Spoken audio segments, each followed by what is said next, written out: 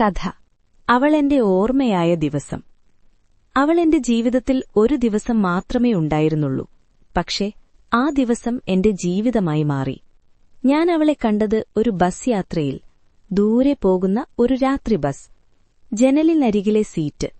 പുറത്ത് മഴ പെയ്യുന്നുണ്ടായിരുന്നു. അവൾ ഹെഡ്ഫോൺ കാതിൽ വെച്ച് നിശബ്ദമായി പുറത്തേക്ക് നോക്കിയിരുന്നു.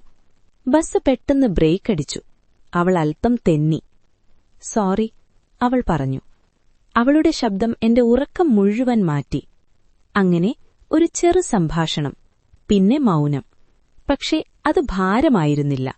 അവൾ പറഞ്ഞു, നിനക്ക് രാത്രിയാത്ര ഇഷ്ടമാണോ?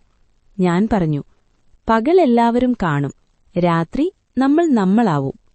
അവൾ ചിരിച്ചു. ആ ചിരി ഇരുട്ടിലൊരു വെളിച്ചമായി.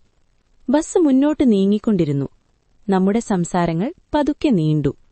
അവൾ പറഞ്ഞു, എനിക്കെല്ലാം വിട്ട് ഒരിടത്തേക്ക് പോകണമെന്നുണ്ട്. ഞാൻ ചോദിച്ചില്ല എവിടെ, എന്തിനെന്ന്. ചില സ്വപ്നങ്ങൾ ചോദ്യങ്ങൾ ചോദിച്ചാൽ പൊളിയും. രാത്രി കൂടുതൽ ആഴമായപ്പോൾ അവൾ ഉറങ്ങിപ്പോയി, ജനലിനരികിൽ തല ചായ്ച്ച്. ഞാൻ അവളെ വിലക്കിയില്ല.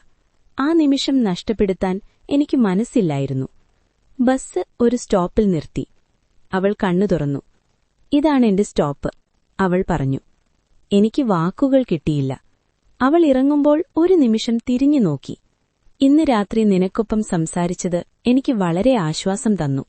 പിന്നെ അവൾ പോയി. ബസ് വീണ്ടും നീങ്ങി. എന്റെ കൈയിൽ അവളുടെ ഒന്നുമില്ലായിരുന്നു. ഫോൺ നമ്പറില്ല, പേരുപോലുമില്ല. പക്ഷേ എന്റെ മനസ്സിൽ അവൾ നിറഞ്ഞിരുന്നു.